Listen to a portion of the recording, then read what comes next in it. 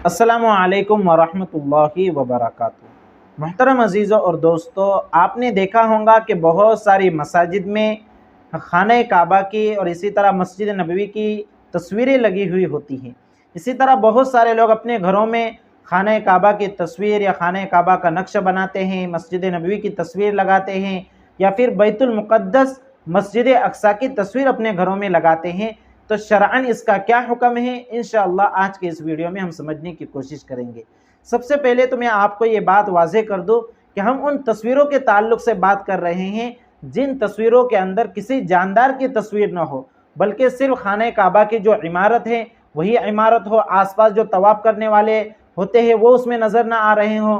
इसी तरह मस्जिद नबवी की जो इमारत है वो हो, या फिर जो सब्ज़ गुंबद है सिर्फ वही हो, या फिर बैतुल मुक़द्दस की जो तस्वीर है उसमें भी कोई जानदार नज़र ना आ रहा हो, तो ऐसी तस्वीरों के ताल्लुक़ से हम बात कर रहे हैं। इसलिए कि जानदार की तस्वीर बहरहाल जायज़ नहीं है, जानदार की तस्वीर किसी की भी नज़दीक जायज़ नहीं है। जहाँ तक डिजिटल तस्वीर का सवाल है, जैसा कि आप जो मैं हमारा वीडियो देख रहे हैं ये डिजिटल तस्वीरें हैं, तो इस डिजिटल तस्वीर के ताल्लुक़ से उलमा के दरमियान इख्तिलाफ़ है, वो एक अलग मसला है। इंशाअल्लाह किसी मौके पर उस पर हम तफसीली गुफ्तगू करेंगे। लेकिन जो तस्वीर जानदार की हैं और जिस्म वाली हैं, जुस्से वाली हैं, इन्हें खारिज में उसका वजूद मौजूद है, तो ऐसी तस्वीर के हराम होने में किसी का भी इख्तिलाफ नहीं है। और तस्वीर बनाने वाले और इस तरह की तस्वीर का काम करने वाले के ऊपर बहुत बड़ा गुनाह होता है। इसलिए जानदार की तस्वीर की हम यहाँ पर बात नहीं कर रहे हैं, बल्कि सिर्फ खाने काबा का नक्श हो या खाने काबा की तस्वीर हो और करीब में जो तवाफ़ वाले होते हैं वो उसमें नज़र ना आ रहे हों। इसी तरह सिर्फ मस्जिद नबवी की तस्वीर हो या फिर बैतुल मुक़द्दस की तस्वीर हो, तो इन तस्वीरों के ताल्लुक़ से हम बात कर रहे हैं।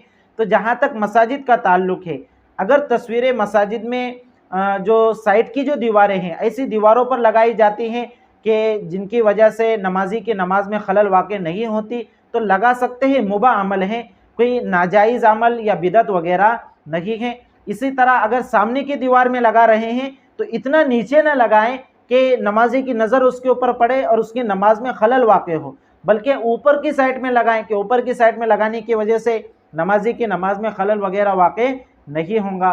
तो मसाजिद में अगर आप लगाते हैं तो दो चीज़ों का ख्याल रखना है, एक तो उसमें जानदार की तस्वीर नहीं होनी चाहिए और दूसरे नमाजी की नमाज में खलल वाक़ न हो, इस तौर से लगाए, ज़्यादा नीचे न लगाएं और सामने की दीवार पर न लगाए तो ज़्यादा बेहतर है, बल्कि साइड की दीवारों में लगाए। तो ये एक तरह का मुबाह अमल है, यानी जायज़ अमल है। आप करते भी हैं तब भी कोई हरज नहीं, अगर नहीं भी करते हैं तब भी कोई हरज नहीं है।